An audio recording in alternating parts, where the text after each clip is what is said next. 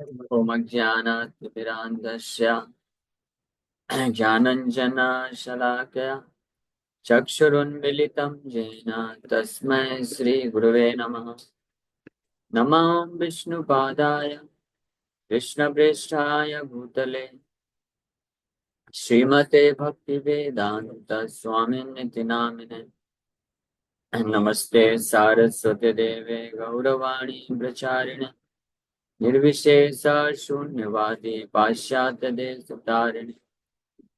नमो महावदन्याय कृष्ण प्रेम प्रदायते कृष्णाय कृष्ण चैतन्य नामने गौरतुसे नमः। जय श्री कृष्ण चैतन्य प्रभु नित्यानंद श्री अद्वैत गदाधर शिवासादि गौर भक्त वृंद। हरे कृष्णा कृष्णा कृष्णा हरे हरे हरे राम राम राम हरे हरे। हरे कृष्ण।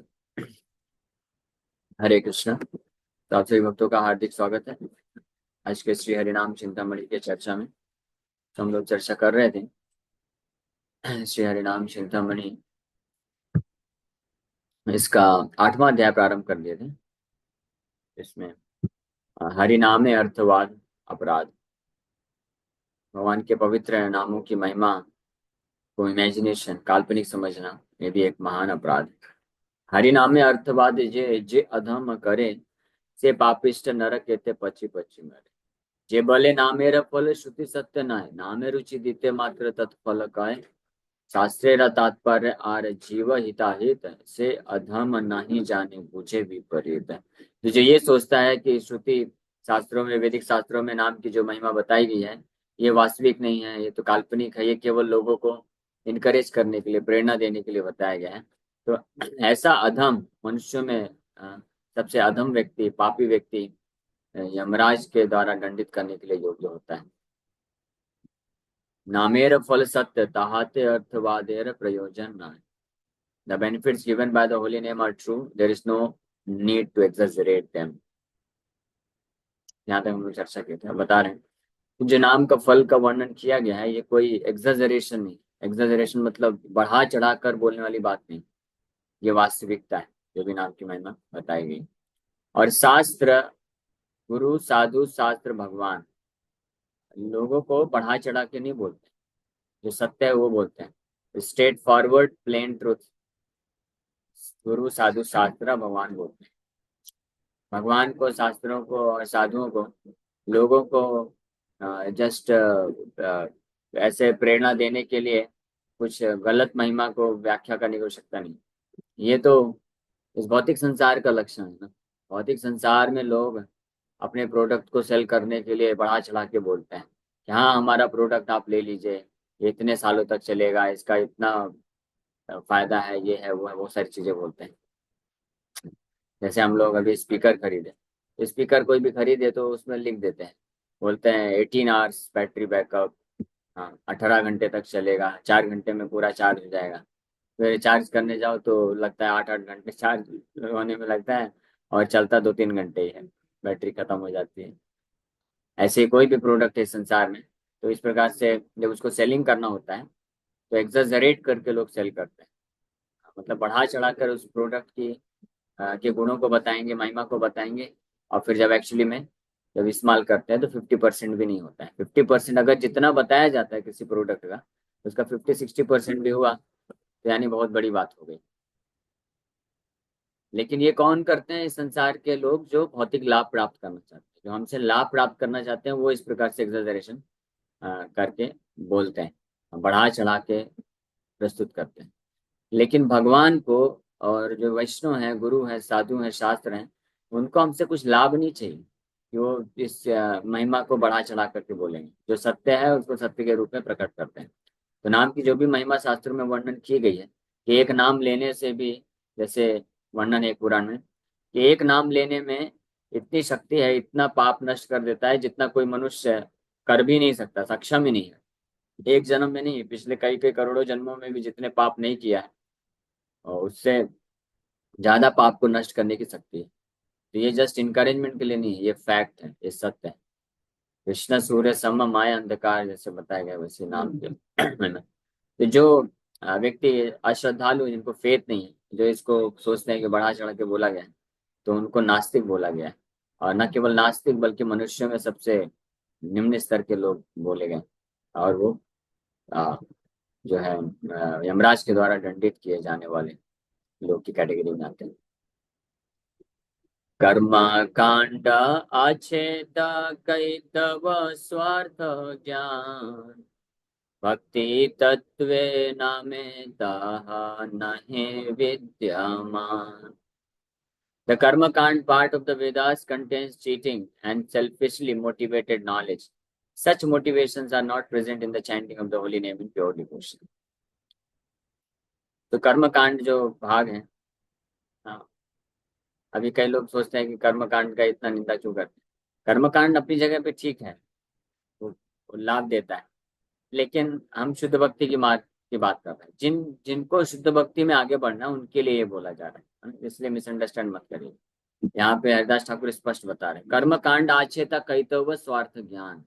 कैतव धर्म है, कर्म कांड कैतव धर्म, कैतव मतलब चीटिंग धर्म है, धोखा देने वाला, सरल भाषा में धोखा देने वाला धर्म। कर्म कांड जो सेक्शन है वेदास के, जिनको धोखा खाना है वो जाके कर्म कांड करे। यानी उनके लिए बोला जा रहा है कि जो वास्तविक रूप में अपने आप को बंधन से मुक्त करना चाहते हैं, कृष्ण के प्रति भक्ति प्राप्त करना चाहते हैं, तो उनको कर्मकांड को त्याग देना चाहिए पूरी तरीके से, उसमें नहीं फंसना चाहिए, क्योंकि वो चीटिंग टाइप ऑफ रिलीजन है और स्वार्थ की भावना को प्रेरित करता है, सेल्फिशली मोटिवेटेड नॉलेज। और ये जो है कैतव धर्म और स्वार्थ प्रेरित जो चीजें हैं, ये भगवान के नाम में बिल्कुल भी विद्यमान नहीं है। इसलिए नाम की जो महिमा है उसमें बिल्कुल भी बढ़ा चढ़ा के एग्जेजरेशन नहीं। कर्मकांड में दूसरी ओर एग्जेजरेशन। कर्मकांड में सेक्शन में बहुत सारे प्रलोभन दिए गए, वो वास्तव में चीटिंग है, धोखा है, वो मिलता नहीं। कर्मकांड सेक्शन में बहुत सारी चीजें बताएगी, आप ये यज्ञ करो, ये करो, वो करो, आपको ये मिलेगा, इतना सब मिलेगा, स्वर्ग मिलेगा और अन्य ऐश्वर्य मिलेंगे। लेकिन वास्तव में वो सब मिलने के बाद वास्तविक सुख नहीं मिलता है, इसलिए वो धोखाधड़ी हो गई, चीटिंग हो गया। तो कर्मकांड में ये सब चीजें लागू होती है। ये एग्जाजरेशन है लोगों को प्रेरित करने के लिए, और विच वॉज रिक्वायर्ड, जो कि जरूरत थी। तो शिला वेद व्यास जी ने ही दिए हैं कर्मकांड सेक्शन में, और वेद व्यास जी हमको शुद्ध भक्ति मार्ग भागवत भी दिए, दोनों चीज उनके द्वारा ही दिया गया है। तो कर्मकांड की आवश्यकता भी थी कि लोगों को थोड़ा सा धोखे में डाल करके खींच के तो लाएं, कम से कम वो खींच के आएंगे, भगवान से जुड़ेंगे तो फिर आगे कर्म योग करते करते धीरे भक्ति योग में पहुंच सकते हैं। इसलिए कर्मकांड की आवश्यकता है निश्चित रूप में। लेकिन ये किन लोगों के लिए? जो जानवर तुल्य लोग हैं, जिनको कोई इंटरेस्ट नहीं है भगवान की भक्ति में, जो केवल भौतिक लाभ से प्रेरित है, तो उनको ये प्रलोभन दे करके खींचा गया, खींचने का प्रयास किया गया। लेकिन जो धार्मिक हैं, जो मनुष्य हैं, या जो सद्बुद्धि रखते हैं, तो उनको ये इन कर्मकांडीय रिचुअल को बस इसलिए नहीं करना चाहिए कि हमारे पीढ़ियों दर पीढ़ियों चलता आ रहा है, ये तो करना ही पड़ता है, इसको करना ही चाहिए, उसमें नहीं फंसना चाहिए। स्पेशली भक्तों को तो इसमें बिल्कुल नहीं फंसना चाहिए, क्योंकि बहुत सारा आपका समय एनर्जी उसमें चला जाता है। और दूसरी बात, वो करने से, वो सब रिचुअल करने से एक भावना बन जाती है कि इसको करने से ये प्राप्त होगा। इसलिए भक्तों के लिए विशेष रूप से सावधान रहना चाहिए कि वो केवल हरिनाम का आश्रय लें, शुद्ध भक्ति मार्ग को स्वीकार करें, और कर्म कांडीय जितने भी रिचुअल्स हैं, कर्तव्य हैं, कर्म है, धर्म है, उसको छोड़ दें। और अगर कुछ कुछ कर्मकांडीय कार्यों को करना भी पड़ता है, आवश्यकता होती है, कई बार ऐसा होता भी है, हम जिस लोक समाज में रहते हैं, तो उसको वैष्णव पद्धति के अनुसार कर देना चाहिए। ये हमने ऑलरेडी पिछले उसमें कर लिया चर्चा, जब सेकंड ऑफेंस के बारे में जब चर्चा की है, तो उसमें डिटेल में वर्णन किया गया। कर्म कांड फल श्रुति रोचनार्थ जानी, भक्ति तत्वे फल श्रुति नित्य सत्यमानी। I know that the material benefits described in the Karma Kand are meant to attract the pupil. I also know that benefits brought by devotional service are eternal and real. तो कर्म कांडे फलश्रुति रोचनार्थ जानी, रोचनार्थ मतलब लोगों को बस आकर्षित करने के लिए है। हाँ, उसको कैरेट दिखाना बोलते हैं ना, कॉर्पोरेट लैंग्वेज में कैरेट दिखा करके काम करवाना। या छोटा बच्चा होता है तो वो पढ़ना नहीं चाहता है, तो माँ उसको लॉलीपॉप या लड्डू या ये सब दिखा करके, चॉकलेट दिखा करके पढ़ाई करवाती, कर्मकांड वही कार्य करते। इसलिए ये है वास्तव में आकर्षित करने का। लेकिन भक्ति तत्व फलश्रुति नित्य सत्य माने। लेकिन जो भक्ति तत्व है, भगवान के नाम का जप करना, शुद्ध भक्ति करना, इसके जो फल बताए गए फलश्रुति, ये नित्य है और सत्य है, ये इटर्नल है, सत्य है। इसमें कोई आकर्षण करने के लिए बस नहीं बोला जाता है। नाम तत्वे साम्य नाही पाय कभु स्थान, निजेरा नाही का स्वार्थ नाम करिदान। The glories of the holy name have no end. In the chanting of the holy name, cheating and exaggeration are shunned. When a devotee inspires a person to chant, it is done without selfish motive. तो भगवान के नाम की जो महिमा है, भगवान के नाम की महिमा तो कोई अंत नहीं है।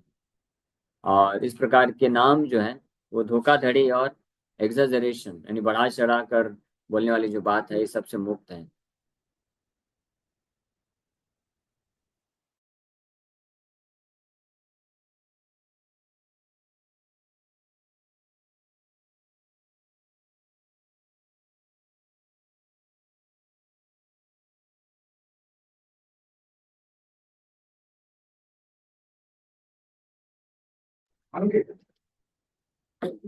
When a devotee inspires a person to chant, it is done without selfish motive.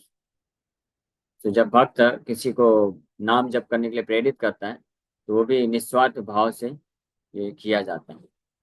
उसमें कोई स्वार्थ नहीं होता है, और निस्वार्थ भाव में करना भी चाहिए हम भगवान के नाम। इसीलिए जो लोग प्रोफेशनल रिसाइटर होते हैं, प्रोफेशनल कीर्तनिया होते हैं, जो पैसे कमाने के उद्देश्य से, नाम कमाने के उद्देश्य से नाम कीर्तन करते हैं, कीर्तन कराते हैं, कथा करते हैं, कथा करवाते हैं, वो वास्तव में अपराधी, भगवान के नाम के प्रति अपराध करते हैं। ये नामा अपराधी की कैटेगरी में आते हैं। और ऐसे लोग वास्तविक जो शुद्ध नाम है, असली नाम है, वो कभी जप नहीं कर पाते। It is not possible for them to chant pure name.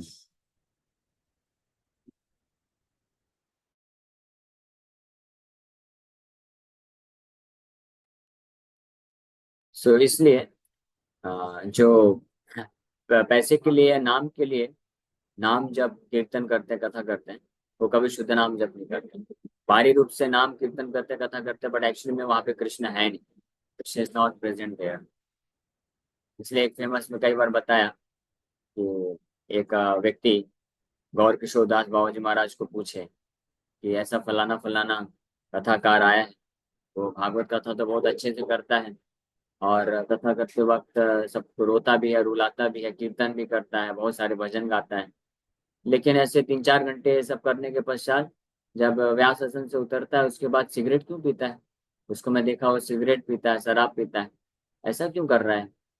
तो गौर किशोर दास बाबा जी महाराज उसको बताए, उस व्यक्ति को समझाए कि वो जो 2-3-4 घंटे किया नाम जप कीर्तन और कथा, वो वास्तव में नाम कीर्तन नहीं किया। ही नेवर चैंटेड हरे कृष्णा, वो हरे कृष्णा कभी जप किया है, कीर्तन किया ही नहीं। He only chanted money money money, women women women, name fame name fame name fame, यही जप किया, वो यही कीर्तन किया, वास्तव में किया नहीं। क्योंकि ऐसा हो ही नहीं सकता है कि अगर कोई भगवान के नाम का जप कर रहा है, कीर्तन कर रहा है, और वो फिर वो जप और कीर्तन करने के पश्चात जा करके शराब पिएगा, सिगरेट पिएगा, इम्पॉसिबल, हो ही नहीं सकता भगवान, ये संभव नहीं। इसका मतलब उस व्यक्ति ने नाम जप कभी किया ही नहीं। उसने क्या किया? बस केवल नामापराध किया। तो भगवान के नाम का जप करना, कीर्तन करना, और अन्य लोगों को नाम जप और कीर्तन के लिए इंस्पायर करना, it is done without selfish motive. इसमें कोई स्वार्थ प्रेरित भावना नहीं होती, इसलिए there is no question of cheating in the name of holy name. तो इसलिए जब शास्त्रों में हरिनाम की महिमा का वर्णन किया गया है, तो ये बिल्कुल भी पूरी तरीके से दोष रहित है। इसमें धोखा देने वाली कोई बात नहीं है, तो किसी को इनकरेज करने के लिए बस नहीं किया जा रहा है, ये किया जाता है शुद्ध रूप में। जो नाम की महिमा, उसको प्रकट किया जाता है। कर्म फलेर अर्थवाद अपरित्याज्य। One should not renounce the idea that the benefits given by karma are exaggerations. नाम दान श्रद्धावान जय जन करे, कृष्ण दास्य करे से स्वार्थ परिहारे. A person give the holy name that has faith in the benefits brought by chanting the holy name, engages in devotional service to Lord Krishna. A person gives the holy name that has faith in the benefits brought by chanting the holy name, engages in devotional service to Lord Krishna. He renounces the desire to attain material blessing. नाम दान श्रद्धा वाने जय जन करे. और नाम का जो दान है यानी हरिनाम देना चाहिए, हरिनाम की महिमा बताना चाहिए. जो श्रद्धावान लोग वो योग्य होते हैं. और कृष्ण दास से करे से ही स्वार्थ परिहार. ऐसे व्यक्ति होते हैं जो कृष्ण के सेवा करने के लिए प्रेरित होते हैं और स्वार्थ जो मटेरियल ब्लेसिंग्स है, भौतिक लाभ है, उसको त्याग देते हैं. वास्तव में ऐसे लोग ही हैं जो हरिनाम को ग्रहण कर सकते हैं और ऐसे लोगों को हरिनाम प्रदान करना चाहिए. मतलब ऐसे लोगों को दीक्षा देना चाहिए. कहने का मतलब ये, हमको मौका तो सबको देना है, मौका सबको देना है. हम ओपनली सबको हरिनाम संकीर्तन में इनवाइट करते हैं, कथा में इनवाइट करते हैं, लेक्चर्स में ज्वाइन करवाते हैं. लेकिन अल्टीमेटली लोग फिल्टर होते हैं. जो स्वार्थ प्रेरित होते हैं वो धीरे धीरे खुद ही दूर चले जाते हैं. और लेकिन कई बार कुछ स्वार्थ प्रेरित लोग होते हैं, वो भी आके जुड़ते हैं अपना नाम कमाने के लिए कि हम हमने ऐसा गुरु हमने स्वीकार किया है, ऐसा संप्रदाय से जुड़े हैं. जैसे स्पेसिफिकली अगर इस्कॉन के कॉन्टेक्स्ट में देखा जाए तो इस्कॉन एक बहुत ब्रांड है, बहुत बड़ा ब्रांड बन चुका है. यहाँ तक कि इस्कॉन ऐसा ब्रांड है पूरे वर्ल्ड में कि बड़े बड़े सेलिब्रिटी लोग भी इस्कॉन से अपने आप को अलाइन करना चाहते हैं, ताकि इस्कॉन, हम इस्कॉन के मेंबर हैं, हम इस्कॉन के हैं, ऐसा जब वो प्रस्तुत करते हैं तो काफी पब्लिक लोग उनसे अट्रैक्ट होते हैं. तो एक ये फैशन भी होता है, गुरु को स्वीकार करना, इस्कॉन से अटैच होना एक फैशन बन जाता है. तो कुछ लोग जो है स्वार्थ प्रेरित भावनाओं से इस प्रकार से जुड़ते हैं. उनका वास्तविक उद्देश्य कभी नहीं होता है कि भगवान के शुद्ध भक्ति करना है, भगवान का दास बनकर सेवा करना है. तो ऐसे लोग जो है वास्तव में दीक्षा के लिए योग्य नहीं. ऐसे लोगों को दीक्षा नहीं देना चाहिए. लेकिन इनको हम लगा सकते हैं, जितना वो कर सके, कीर्तन आए करें, अपनी तरफ से कुछ कंट्रीब्यूट कर सकते हैं, जितना सेवा कर सकते हैं करें, अच्छी बात. नहीं, दीक्षा के लिए योग्य कौन है? जो कृष्ण को अपने स्वामी के रूप में स्वीकार करके कृष्ण का दास बनने के लिए तत्पर भावना से कृष्ण का सेवा करना चाहता है, वो दीक्षा के लिए योग्य है. इसलिए यहाँ पे नामाचार्य हरिदास ठाकुर बोल रहे हैं कि नाम दान श्रद्धावाने जय जन करे. जो श्रद्धावान लोग हैं उनको जो नाम दान करता है, कृष्ण दास से करे से ही स्वार्थ परिहारे. वो कृष्ण दास बन के और स्वार्थ की भावना को त्याग देता है. कर्मा कराइले याचकेर अर्थ लाभ, अतएव ताहे कहितवेरत प्रभाव. The performer of ordinary Vedic rituals attains material benefits in the end. Therefore, he is actually cheated. वास्तव में कौन धोखा खाता है? जो स्वार्थ प्रेरित भावनाओं से कर्म कांड कार्य करता है भौतिक लाभ प्राप्त करने के लिए, और उसको अच्छे तरीके से करने के पश्चात भौतिक लाभ जब प्राप्त कर लेता है तो वास्तव में उसके साथ धोखा हो चुका है. He is actually cheated. उसको धोखा मिल गया. इस प्रकार से ये वर्णन. लेकिन स्वार्थ प्रेरित भावनाओं से मुक्त होकर के जो धर्म का पालन करता है वो वास्तविक लाभ प्राप्त करता है, भगवान कृष्ण की सेवा को प्राप्त करता है. वेद स्मृति नाम फल अनंत बखाने, स्वार्थ बुद्धि शून्य से ये ताहा नहीं माने.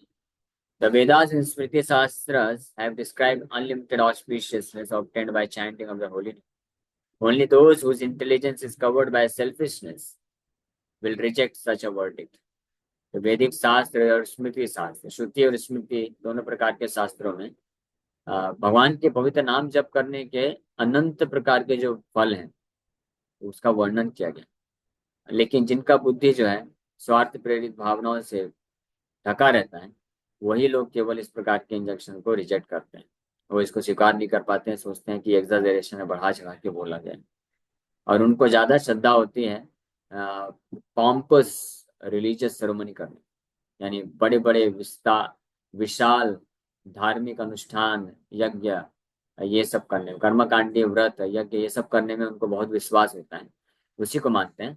लेकिन जब हरिनाम जप करने में, जो कि बड़ा सरल लगता है उनको, तो वो उसको नहीं मानते हैं. और शास्त्र जब उनको शास्त्रों का रेफरेंस दिया जाए कि देखो बोला गया है, शास्त्र में बोला है, कलेर दोष निधे राजन अस्ति एक महान गुणा कीर्तना देव कृष्ण से मुक्त संग परम ब्रज।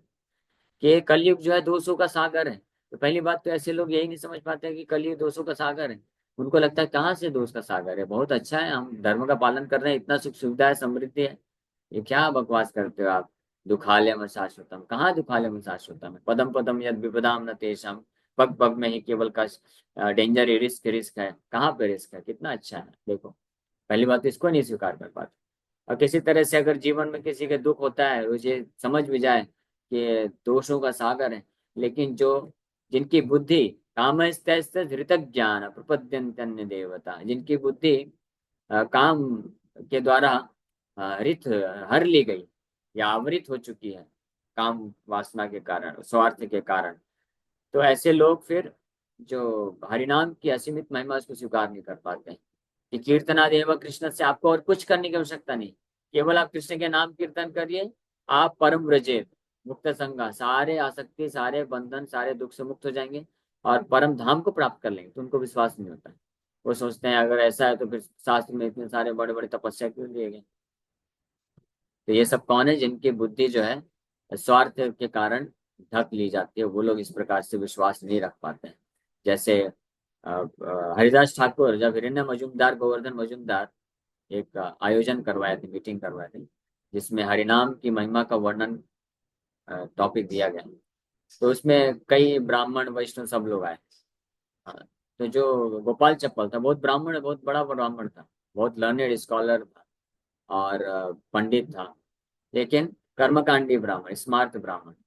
हाँ, तो उसको विश्वास नहीं था। वो वर्णन कर रहा था ऐसे कि हम नाम जप करने से इतना पुण्य मिलेगा, ये मिलेगा, यहाँ तक कि मुक्ति तक बताएं। लेकिन हरिदास ठाकुर स्पष्ट बताया कि ये सब जो आपने वर्णन किया है, ये सब नाम जप करने के वास्तविक लाभ नहीं है, ये सब तो तुच्छ है, इनसिग्निफिकेंट। नाम कीर्तन का वास्तविक लाभ है कृष्ण पदे प्रेम धन। हाँ, ये लाभ होता है। लेकिन वो चैलेंज कर दिया हरिदास ठाकुर को। बोला कि अगर नाम जप करने से व्यक्ति मुक्त नहीं हुआ, वो तो मुक्ति को भी बहुत श्रेष्ठ करके समझ रहा था और मुक्ति को भी स्वीकार नहीं कर पा रहा था। हरिदास ठाकुर बोले मुक्ति भी तुच्छ है नाम जप करने के सामने। वो बोला नाम जप करने से अगर कोई मुक्त नहीं हुआ तो मैं तुम्हारा नाक काट दूंगा, ऐसा धमकी दे दिया। हरिदास ठाकुर विनम्रता पूर्वक बोले कि आपको कष्ट नहीं उठाना पड़ेगा महोदय। अगर नाम जप करने से व्यक्ति मुक्त नहीं हुआ तो मैं खुद ही अपने नाक और कान काट दूं। और हुआ क्या, इस अपराध के कारण गोपाल चप्पल को कुछ ही दिन में कोढ़ की बीमारी हो गई और अपने आप उसके नाक, कान, उंगलियां सब पिघल के गिरने लग गए। तो इस प्रकार से ये जो स्वार्थ प्रेरित भावनाओं से प्रेरित होते हैं, तो शास्त्र पढ़ने के बाद भी, सारे श्लोक जानने के बाद भी, नाम की महिमा पढ़ते हैं, सुनते भी हैं, लेकिन उस पर विश्वास नहीं कर पाते, उसको एग्जेजरेशन समझते हैं। उनका बुद्धि में स्पष्ट समझ नहीं पाते। उनको लगता है कि इतने सारे तपस्या, यज्ञ, ये सब वर्णन किए, ये सब इतना करने के बाद भी व्यक्ति मुक्त नहीं हो पाता है और तुम केवल हरे कृष्णा करके मुक्त हो जाओगे, ऐसा वो सोचते हैं, समझ नहीं पाते नाम की महिमा की वास्तविकता को। तो इसलिए ऐसे लोग जो है वास्तव में श्रद्धावान नहीं है, इनको नाम दीक्षा नहीं देना चाहिए, हरिनाम दीक्षा को प्राप्त करने के लिए योग्य नहीं होते। कर्मा सब शुभ जड़ेरा आश्रय, जड़ा माया फल याचे यजमान चाय। Karma, being material, brings good and bad material results. The performer of karmic rituals thus desires results that are material. तो जो कर्म है, यानी कर्म मतलब कर्म कांड, यहाँ पे वैदिक शास्त्र के द्वारा जो जो भी यज्ञ दान के पश्चात बताया गया है, रिचुअल्स अलग अलग, ये भौतिक होने के कारण ये अच्छा और बुरा भौतिक परिणाम देते हैं। और इसीलिए इन कार्यों को करने वाले जो व्यक्ति होते हैं, वो इस प्रकार के अच्छे लाभ को हमेशा इच्छा रख करके ये सब कार्य करते हैं, इसलिए फंस जाते हैं। लेकिन वहीं दूसरी ओर कर्म फल दूरे फेली जेबा करे कर्मा, हृदय विशुद्ध तारा है ये मर्म, यही मर्म। विशुद्ध हृदय आत्मरति सुनिर्मलमा उदय है या है कर्म क्रमशः प्रबल। A person should throw far away the results of karma and perform his duties. This will purify his heart and help him to chant the holy name. A purified heart strives for self-realization. Gradually, spiritual desires will arise in his heart and become powerful. वहीं दूसरी ओर ये इस प्रकार के जो कर्म कांड के द्वारा जो प्रलोभन दिए जाते हैं कि ये फल मिलेगा, वैसा चीज मिलेगा, इस प्रलोभनों को जो त्याग देता है और अपने अपने वर्ण आश्रम में रहते हुए उन कर्तव्यों को केवल just as a matter of duty करता है और साथ ही साथ में भगवान के पवित्र नाम का जप करता है, तो ऐसा व्यक्ति, इसका हृदय शुद्ध हो जाता है और वो ऐसे शुद्ध हृदय से आत्म साक्षात्कार प्राप्त करने के लिए तत्पर हो जाता है। और फाइनली जो है जो उसकी जो इस आध्यात्मिक इच्छा है कृष्ण का दास बनने की, कृष्ण का दर्शन प्राप्त करने की, कृष्ण का ही मात्र सेवा करने की, ये बड़ी प्रबल होती चली जाती है। इस प्रकार से ये होता है। ओके, इसके अलावा बाकी हम लोग कल चर्चा करेंगे। Thank you very much. Hare Krishna Hare Krishna, Krishna Krishna Hare Hare, Hare Ram Ram Ram. Yes, Revati Jivan Prabhu. हरे कृष्णा, धन्यवाद, प्रणाम प्रभु। प्रभु जी, आपने स्टार्ट में बताया साधु शास्त्र जो आप बताए थे, हाँ, उसमें से तीन दो लोग सके, गुरु साधु और शास्त्र। गुरु का रोल समझ में आता है, शास्त्र का रोल समझ में आता है, लेकिन साधु का रोल हमारे जीवन में क्या है, जरा प्रभु जी उस पर थोड़ा प्रकाश डालेंगे आप? साधु के आचरण से हमको प्रेरणा मिलती है। साधु मतलब होता है वो सभी वैष्णव जो गुरु और शास्त्र के अनुसार अपने जीवन में उतार रहे हैं शिक्षाओं को और शुद्ध भक्ति मार्ग में आगे बढ़ रहे हैं। तो गुरु के माध्यम से हमको मार्गदर्शन, प्रेरणा, शिक्षा ये मिलता है। शास्त्र जो शास्त्रों उचित होता है, शास्त्र के अनुरूप ही होता है। गुरु भी ये स्वतंत्र रूप से शिक्षा नहीं देता है। शास्त्र में जो शिक्षा है उसी चीज को गुरु जो है समझाता है, तर्क अच्छे से तर्क प्रस्तुत करके देता है। और जो साधु मतलब कि जो वैष्णव हैं जो उन शास्त्रों की शिक्षाओं को भली भांति अप्लाई कर रहे हैं। और साधु की कैटेगरी में पूर्ववर्ती आचार्य भी आते हैं। जो पूर्ववर्ती आचार्य गण हुए वो भी शास्त्रों के अनुरूप शिक्षाओं को अपने जीवन में उतारे और सिद्धि को प्राप्त किए। इसलिए गुरु साधु शास्त्र तीनों को साथ में लेकर के कोई जीवात्मा प्रेरित होता है भगवान के शुद्ध भक्ति मार्ग में आगे बढ़ने के लिए। थैंक यू प्रभु। प्रभु जी, दूसरा प्रश्न ऐसा था, कर्मकांडी जो आपने बताया था, कर्मकांड जो करते हैं वो स्वयं को धोखा देते हैं। तो प्रभु जी, ये अब अगर देखा जाए तो फिर ये जो गायत्री परिवार वाले जो करते हैं, वो कर्मकांड करते हैं, उपवास करते हैं, सब करते हैं, लेकिन उनमें वही होता है कि उनकी अगर उनसे कैसा अगर है बात की। जैसे गायत्री परिवार वाले हुए या और भी ऐसे बहुत सारे ऑर्गेनाइजेशन, तो उनके इस प्रकार से करने से एक बहुत अच्छा लाभ ये हो रहा है कि लोग सात्विक बन रहे हैं। हाँ? तो मैं इसलिए मैं बताया, स्पष्ट किया कि कर्म कांड अपनी जगह पे सही है, वो गलत नहीं है। लेकिन जो एक बार गीता भागवत की फिलॉसफी जान गए, जिनको कृष्ण भक्ति मिल गई है, यानी कृष्ण भक्ति मार्ग में है, प्रमाणिक शुद्ध वैष्णव आचार्य मिल चुके हैं, उनके लिए कर्मकांड धोखाधड़ी ही है वास्तव में, उनको त्याग देना चाहिए। लेकिन जो इस संसार में ऐसे मनुष्य हैं जो चार नियम तोड़ रहे हैं, पाप कर्म कर रहे हैं, तो उन लोगों को बचाने के लिए कम से कम वो लोग इस प्रकार से, ये जो कर्मकांडी ऑर्गेनाइजेशन होते हैं या जो इस प्रकार के प्रलोभन देते हैं, तो उसके माध्यम से वो लोग कम से कम चार नियम पालन करना तो चालू कर देते हैं, सात्विकता को प्राप्त कर लेते हैं। और जब वो सात्विकता प्राप्त करते हैं फिर किसी वैष्णव के संपर्क में आते हैं तो फेवरेबल बन के वो वैष्णव भी बन जाते हैं। इसलिए वो भी सही है, वो गलत नहीं है। सही मतलब वो उस स्तर पे सही है, लोगों को सात्विक बनाने के लिए और वैष्णव संप्रदाय में प्रवेश करने के लिए योग्य बनाने के लिए सही।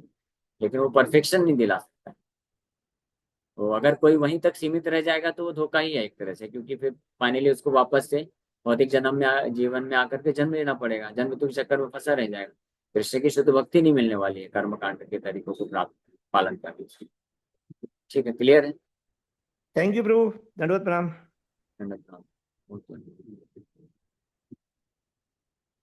और कोई प्रश्न है? शिव भक्ति का?